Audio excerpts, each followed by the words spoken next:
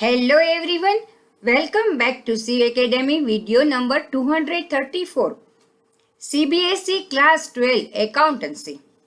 हमारा current chapter है admission of a partner, जिसमें अभी हमारा टॉपिक चल रहा है ट्रीटमेंट ऑफ गुडविल। हमारे प्रीवियस वीडियो नंबर 232 एंड 233 में हमने treatment of goodwill related case number 1 to 9 को डिस्कस कर लिया है, जिसको आप सभी को रिवाइज जरूर कर लेना है। हमारे इस वीडियो यानी कि ट्रीटमेंट ऑफ गुडविल के पार्ट 3 में अब हम last 2 cases, case 10 and case 11 discuss कर रहे हैं। तो शुरू करते हैं आज की क्लास।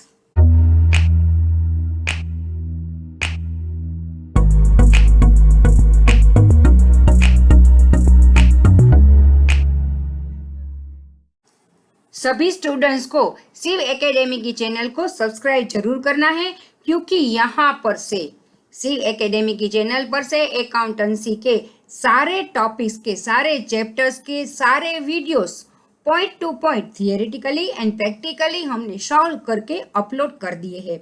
तो जिसने भी सब्सक्राइब नहीं किया है वो तुरंत ही सब्सक्राइब करे। इतना ही नहीं, अपने फ्रेंड्स, अपने फैमिली मेंबर्स को भी इनवाइट करें हमारी चैनल को सब्सक्राइब करने के लिए, क्योंकि यहाँ पर से आपको बेस्ट सपोर्ट प्रोवाइड किया जाएगा। जैसे कि आप सब यहाँ पर देख रहे हैं, अलग अलग चैप्टर्स, अलग अलग टॉपिक्स के वीडियोस हमारे चैनल पर अवेलेबल है। सो भूलिएगा मत, तुरंत सब्सक्राइब कर लेना। Case 10, when only part of premium of goodwill is brought by new partners in cash। जब नए पार्टनर के द्वारा गुडविल की जो भी अमाउंट है उसका थोड़ा सा पार्ट ही केस में लाया जाता है। देखते हैं इसके रिलेटेड एक example. A and B are partners sharing profit and losses in the ratio of 3:2। They admit C as partners in the firm for 1/4 share in profits, which he takes 1/6 from A and 1/12 from B। A के पास से वो ले रहा है 1/6 और B के पास से वो ले रहा है 1/12, यानी कि A सेक्रीफाइस कर रहा है 1/6 पार्ट एंड B सेक्रीफाइस कर रहा है 1/12 part. C brings in only 60% of his share of firm's goodwill। Firm की जो गुडविल है उसमें C का जो शेयर है उसका भी 60% रुपीज अमाउंट वो गुडविल के तौर पर केस में ला रहा है। Goodwill of the firm has been valued at 1 lakh. Firm की गुडविल की वैल्यूएशन की गई है 1 lakh. Pass necessary journal entries to record this arrangements. सबसे पहले इसके लिए हमें गुडविल की अमाउंट को कैलकुलेट करना है, जिसके लिए हमें वर्किंग नोट बनानी जरूरी होती है। तो सबसे पहले हम वर्किंग नोट देखते हैं। उसमें हम कर रहे हैं कैलकुलेशन ऑफ सेक्रीफाइसिंग रेशियो, क्योंकि एडमिशन ऑफ ए पार्टनर, नए पार्टनर के एडमिशन के वक्त गुडविल की जो अमाउंट नया पार्टनर लाता है वो ओल्ड पार्टनर्स को उनके सेक्रीफाइसिंग रेशियो में मिलती है, या तो केस में मिलती है या तो उनके कैपिटल अकाउंट में क्रेडिट होती है। तो यहाँ पे अब ए है वो 1/6 सेक्रीफाइस कर रहा है और बी 1/12 कर रहा है। तो अब दोनों को जब हम इक्वल करें तो 1/6 इज इक्वल टू हम 2/12 लेंगे और B का तो 1/12 है ही, यानी कि A एंड B का सेक्रीफाइसिंग रेशियो है 2:1। अब हम कैलकुलेट करेंगे गुडविल की अमाउंट। टोटल फर्म की जो गुडविल की अमाउंट है वो है 1 लाख रुपीज। उसमें C का जो शेयर है वो 1/4 है, मतलब कि उसका जो हिस्सा आएगा गुडविल का वो होगा 25,000। अब 25,000 का 60% ही वो लेके आता है, यानी कि 15,000 ये हमारी अमाउंट हो गई।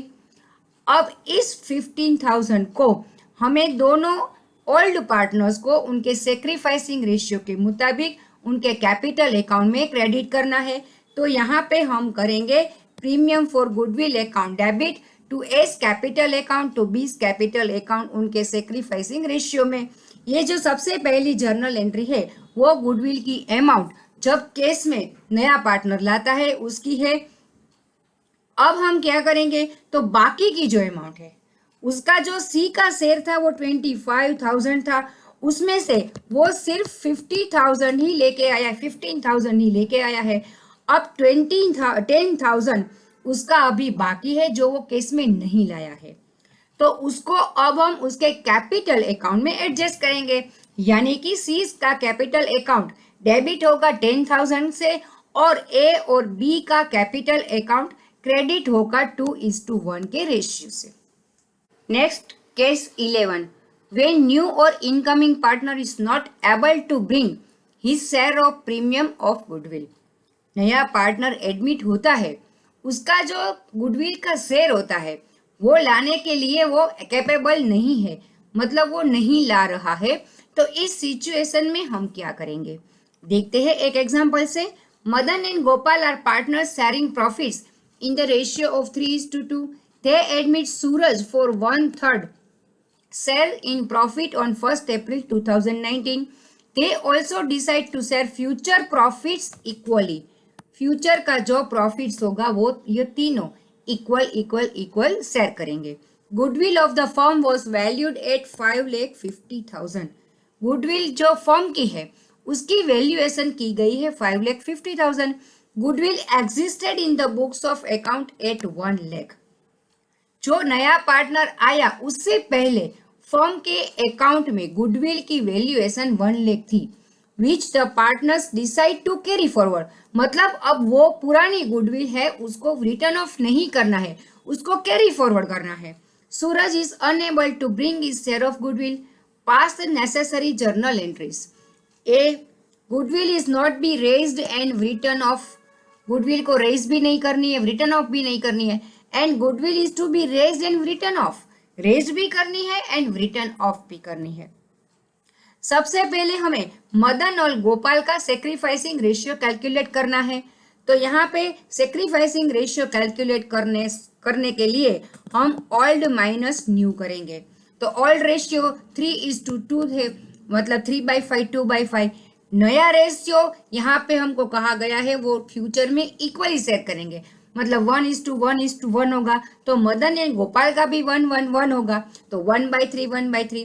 3/5 माइनस 1/3 हम करेंगे तो सेक्रीफाइस मदन का आएगा 4/15 एंड गोपाल का आएगा 1/15, यानी कि इन दोनों का आएगा 4:1। अब हम पहला केस ले रहे हैं, goodwill is not to be raised and written of.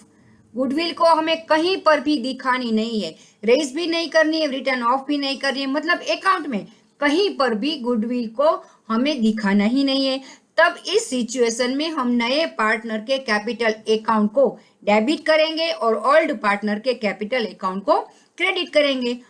अब बारी आती है कैलकुलेशन ऑफ गुडविल की।